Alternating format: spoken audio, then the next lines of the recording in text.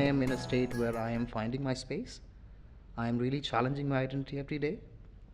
So this was wonderful because I could allow myself to be vulnerable, and I thank all of you because you allowed that to be. And I specifically enjoyed the talking stick part of what we did yesterday because it gave me the courage to open up, and it definitely brought all of us together. I would wish this to go forward in any form, in any form that we would like. There is a space needed that I could talk about, hey, I struggle with certain things, and I could trust people and go ahead and find that space to talk about it. I was quite intrigued to be part of a safe space in the sense of South Asian migrant groupings, and to listen to other people's experience of being a South Asian migrant, however you want to define South Asian, in Australia. I'm struck by how vulnerable everyone has been, and the fact that a lot of those divisions or silos that we generally create in our communities have been broken down. I've been very inspired actually by Joseph and some of the older senior members, because it's often hard to have those frank dialogues or those very open, vulnerable dialogues with people who are elders in the community. You don't get much opportunity to interpret anything and express that interpretation in front of a group of people. So it was quite fun. I feel very positive about this workshop. We did some really cool stuff.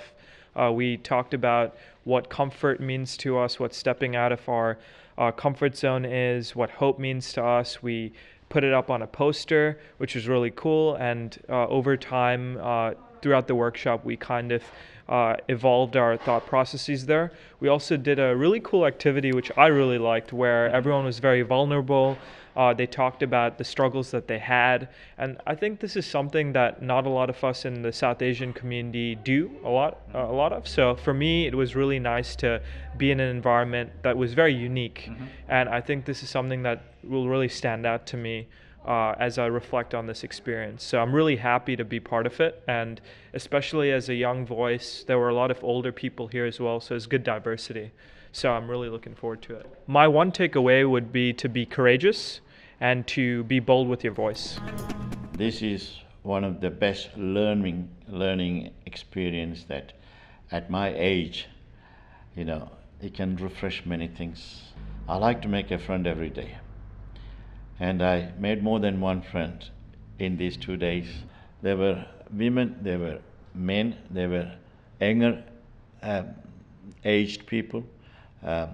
We all share, when you look at life, we all share the same feelings. Two people who are older and elders in our community, to find a way to listen more to young people. We broadly inhabit a culture where as young people we're taught to listen and obey and not ask questions. And I know that there are many other young people who feel the same way, who have a lot to add but aren't given that space and therefore feel like maybe they shouldn't engage. And that is something that needs to change because we are here, we are at the table. There are many young people who are interested in understanding their experiences and that of their parents and their community members in Australia, and they should be given the chance to do that. And if we are able to have more spaces like this where everyone feels comfortable to do that, I think only positive things can come out of it. My only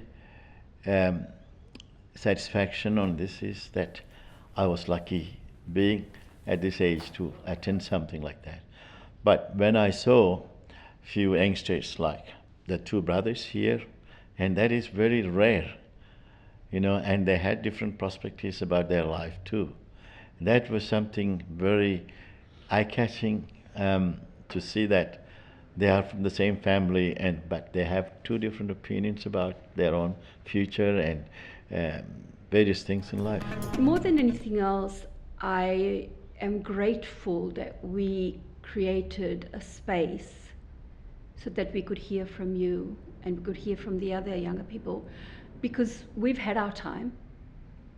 I'm at an age where I've had my time, and I want to create space for you and other young people from our community to step up in your leadership. And how are you going to do that if we don't create space for you? So what you're saying that the elders should pass the talking stick to the youngsters and grab the walking stick. Yeah, absolutely. Because I keep saying walking stick. That's, that's a, And I think that it means that, right? That's a nice, gentle way of putting it. Oh no, I love it. Like, for heaven's sake, hand over the talking stick and grab the walking stick.